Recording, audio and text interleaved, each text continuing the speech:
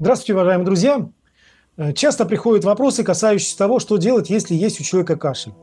Понятно, что нужна всегда врачебная консультация, особенно если, не дай бог, есть пневмония. Но если поставлен диагноз, всегда можно применить так называемые подходы Суджок.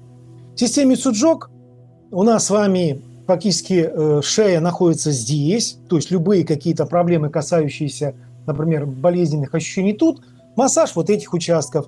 Если, не дай бог, там бронхит, массаж, разминание вот этих участков и сегментов, то есть 3-4 раза в день в течение буквально каждый раз 1-2 минуты, и вы почувствуете действительно такое серьезное, существенное облегчение. Будьте добры об этом, знайте, помните, ну и, соответственно, рассказывайте другим людям простые, эффективные и безопасные методики. Спасибо, до следующей нашей встречи.